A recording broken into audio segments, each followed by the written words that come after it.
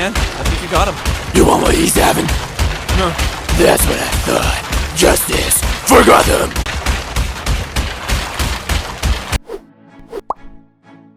Hello Acolytes! Welcome to the Cleric Corner. My name is Riker, and here we talk about all things Dungeons & Dragons, tapping into our higher powers to create worlds that are more unique and stories that are more impactful. Monks are described as monastic fighters or monastic trainees that use magic in the form of ki or chi in their fighting style. And what exactly this ki is would be entirely up to you, because today we're going to explore what a monk is and how we can make it fun and unique. For example, what if your monk culled this magic from disease, or was enhanced mechanically? There is some debate in the community about the actual strength and validity of the class, but to me there is no debate when it comes to the flavor of the monk being unmatched by the other classes. But still, today we're going to talk about subverting and even reskinning the monk, so know that you can take your own ideas and make it your own, as these ideas are just mine. So without further ado, I will be going over 10 different concepts for your next monk, giving you the key to unlock your next amazing character. For our first monk, let's talk about the key not being the magical essence that we may know, but some sort of energy source from a battery. With the enhanced monk, they rely on robotic attachments to walk really fast and punch really hard. A great example of this would be Vi from Arcane, using the Hex Tech to empower her punches. This tech or energy could even be built up and sent out in a blast, much like the Sun Soul can do. And again, you might have attachments to your legs so that you can run faster, or attachments to your brain to stop you from aging. This battery could also come from an entity or some sort of organism, kind of like the Siphon Warlock from my Warlock video. If the futuristic feel doesn't really fit your campaign, you could also go into runic magic. Or these attachments could be steam powered, or just have punching gloves on springs. But to further explore this enhancement idea, instead of the equipment being enhanced that you put on,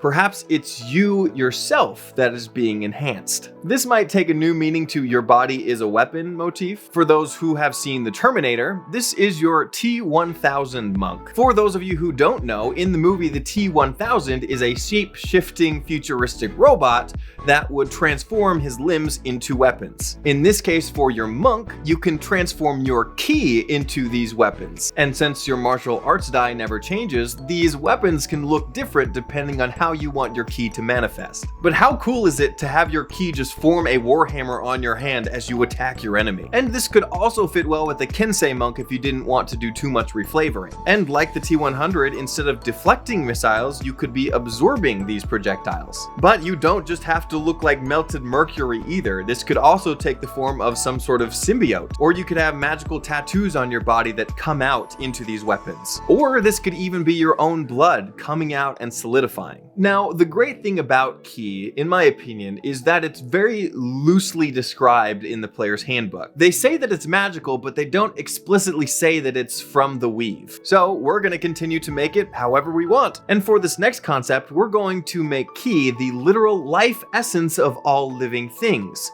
parts of their soul. The Extractor monk literally pulls pieces of the enemy's souls as they strike, damaging not just their body, but their soul as well. Stunning Strike could be pulling a large chunk of soul at once, paralyzing the enemy. A really cool aspect of the monk would be them learning these tactics from demons or devils, who are also known to pull souls. They could be in service to one, or pull this knowledge from ancient demonic tomes. If when you pull souls, souls can slowly heal over time, you might even pull this energy from your friends, kind of like the extrovert from my Bard video. Or this could be a process of exaltation, where you're pulling your own soul, and bit by bit you are letting it go into the ether, slowly separating your soul from your earthly bound vessel. But speaking of souls, maybe instead of extracting them, you become one with another. With the Spirit Guide monk, you have a connection with an ethereal teacher that teaches you a specific form of martial art. You could be practicing the form of Dancing Tiger from a feline guide, or Hidden Tiger from a Mushu-like character. It could be regular animals like Jumping Snake or Soaring Hawk, or you could learn a martial art from an entirely different beast. A fighting style called swaying tree ant or spinning beholder or stomping giant. And again, you can learn these fighting styles from these monster senseis themselves or their spirit form,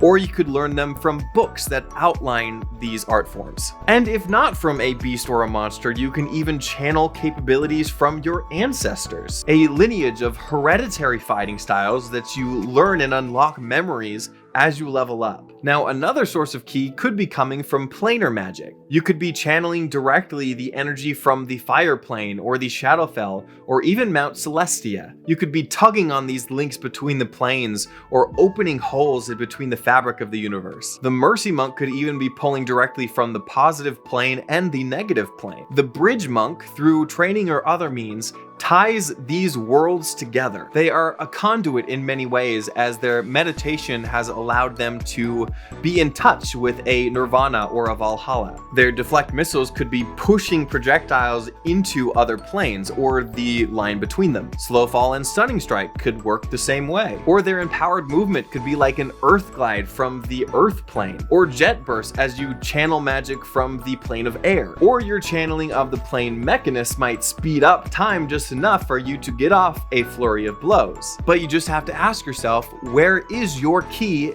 coming from exactly? For this next concept, our ki comes from something a little bit more depressing. The diseased monk is channeling the very thing that is killing them. And before the comments come at me and saying that the monk is immune to poison and diseases, maybe this is the reason why, that because of this one disease, they become immune to all others. Them being able to manipulate their metabolism in this way has kept all other diseases at bay. Perhaps they are carriers of a pandemic-sized virus that they are keeping within themselves by will alone. Or they could be using a form of ki to keep it inside themselves so it doesn't unleash unto the world. This could be some sort of magical plague or a sickness that affects ki itself. Or perhaps the accepting of this affliction was some monastic way of rejecting pleasure and accepting pain. A mind versus soul or mind versus body exercise as they go through their path to enlightenment. And they keep this sickness as a reminder of their mortality.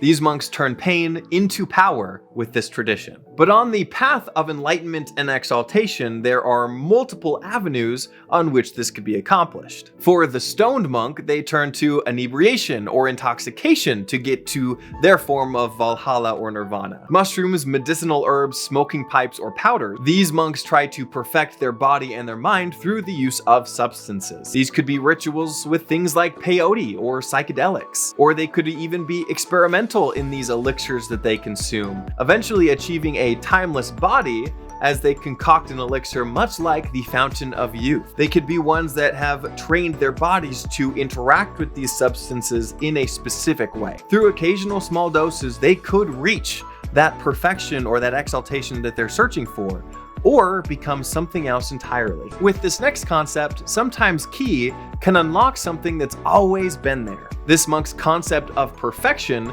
might mean going back to our evolutionary roots. And with that, you tap into the unrivaled animal savagery of the Wildhunt monk. Their fighting style is scrappy and feral, but this monk doesn't have to be part of a monastery. They could also be part of a tribe who learn to hunt with their bare hands. Their years of being hermits have given them inhuman speed and acrobatics to pin down wild boars and deer even as they run. They are at home in the wild and always looking for their next prey. Now let's continue to explore monks that don't really have a monastic tie, even trading some Eastern fighting styles for some Western ones. For this concept, we look at the boxer. But it doesn't have to be limited to just boxing. Boxing, wrestling, fencing, and lucha libre are all Western styles of fighting that could be translated for the monk. And with these styles, you are similarly dedicated to making your body the best that it can be. But even with that said, who says that your monk has to be limited to one type of fighting style? Why can't they start out knowing a couple? Or even learn different fighting styles as they level up? Maybe they start out knowing capoeira or taekwondo, and then later on, they learn kickboxing or sumo wrestling. And with these fighting styles that they learn, they can mix and match and make it their own. I just love the mental picture of a stunning strike coming from the belly of a 300-pound sumo wrestler. But speaking of alternative ways of fighting, why not add elements of the arts? Break a leg with the dancer monk.